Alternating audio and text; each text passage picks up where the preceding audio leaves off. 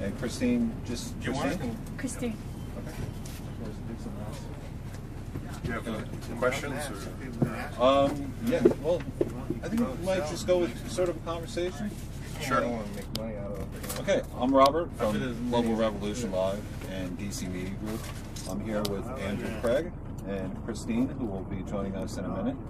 We're here in the Anon Mobile in Washington, D.C. for the Million Mask March. So, Andrew, what can you tell us about your book?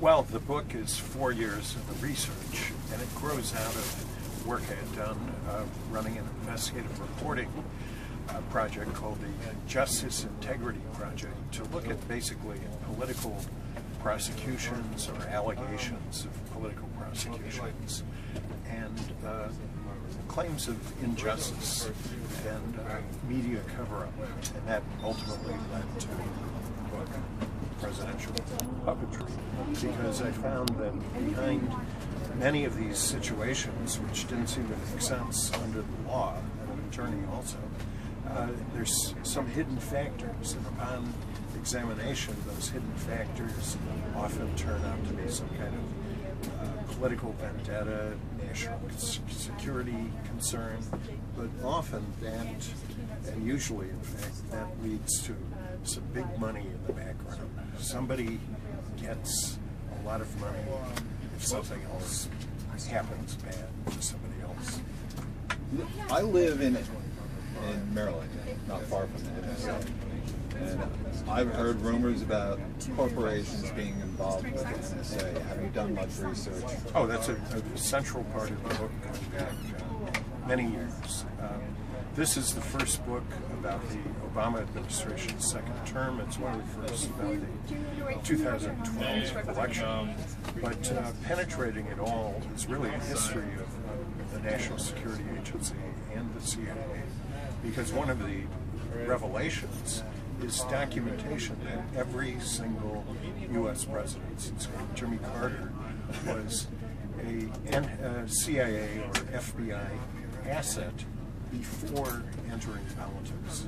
In other words, you know, obviously they're good at giving speeches, giving political support, but one of the things I pulled together, and it wasn't that hard really, was evidence that they had developed relationships with these agencies before getting into politics, and that helped them throughout their careers in ways that really the public needs to know to understand how democracy really works. Your book sounds somewhat similar to the documentary and book Confessions of an Economic Hitman. Well, in fact, John Perkins recommended it. I've drawn on his insights for several of his books, and I'm building on the work of folks like him. And most relevantly, as we look at some of the disputes about austerity and cutting back on the social safety net and so forth, his very important book, Hoodwinked, talked about how some of the methods that our agencies in Wall Street were using in the third world would ultimately prove so profitable that people would be tempted to use it on the American public. And in effect, that's a major reason why I wrote the book, to say it seems to be happening right now, that needless austerity, needless wars, needless privacy invasions are already occurring here. But you seem to have done a lot of research as far as the symptom of the problem. Do you see any solutions coming? Yes. Well, that's a very important part of the book that I'll be talking about today. I call it, the solution is key. And here's what I mean. K-E-Y. Knowledge empowers you. And there's a video that I've made in advance of the book that I'll hope you'll attach to this. It's a 53-second video that emphasizes how if people know what's really going on, which I've documented in 1,100 footnotes to the book, or endnotes, then we can skip a lot of the rhetoric of the politicians and hold them responsible and say, look, we know what you're doing. We forgive you. But now let's have a real conversation, not one that's about phony issues. And part of that, we've got a president who's got 3 more years in his term. If we say, look, we know your secrets, it's okay. Just start doing what you were elected to do. But until that conversation occurs, nothing is going to happen. Just last night, we're talking on November 5th, I was walking to the National Press Club where I'm a member, and I thought I saw, passing right by me, President Obama's longtime counsel, Robert Bauer, who I've spoken with several times about these things, a little bit, usually in passing. And I almost stopped and said, you know, I've tried to hint that people know it's going to come back and haunt the president, that he's not doing the right things. And tomorrow I'm giving a talk on it. But I thought, he looks in a hurry. It's almost going to sound like a threat. Let's just have the demonstration. Let's have the speech. And maybe other people, somebody can talk later with them and say, look, they know now. Let's start doing it right. Well, the concept of they know has really expanded over the past couple of weeks with the Snowden news of well, absolutely. 40 world leaders. Well, absolutely. And there are experts in the book, Thomas Drake and the other people, many of whom helped build the system now to be used against other governments who have become very prominent whistleblowers. And all of that is up to date in the book as of a month ago, footnoted and so forth. And when President Obama went on the Tonight Show August 6th and said there is no domestic spying program, he, in effect, was playing word games, because there is one, and it depends how you define it and so forth. But all of the elements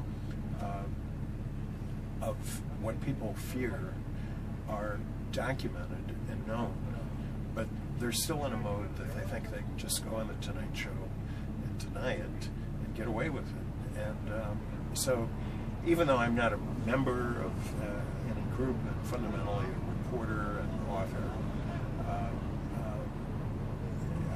I do believe that we have to get the word out, say there is a solution, but only if people know and care. And that, by the way, goes for the JFK assassination as well. At my group, the Just Integrity Project, .org, we've created a reader's guide to encompass the 70 new books about this that are still being given the whitewash treatment. And I truly believe that's of vital importance to know who killed him, why it was covered up, and to have a federal grand jury to get people under oath and look at the important evidence that still exists.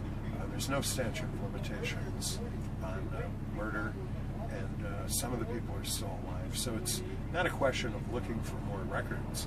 It's underscoring that every president since JFK has been frightened of the military-industrial complex, because as long as that crime is uninvestigated and covered up, there's every reason for political figures to be in fear, not of the public and the electorate, but of the puppet masters who ultimately are very influential in appointing all of the officials, including in the military and the intelligence agencies. Okay, I'm sure you're the type of person who watched C-SPAN. Hayden testified that there was no domestic spying. I think that was he's a month or two ago. Yes, well, he's on all the time, and I devote most of a chapter to Michael Hayden and Michael Chertoff, who's his business partner. They've become fabulously wealthy because of the surveillance state. So there's every reason for them to thought, a revolving door that had them as head of such agencies as CIA, NSA, and Department of Homeland Security, and then go and help fellow plutocrats make vast amounts of money. So it's not at all surprising, although I don't think we need to see every word that they say. We more need to get the big picture of where they're coming from.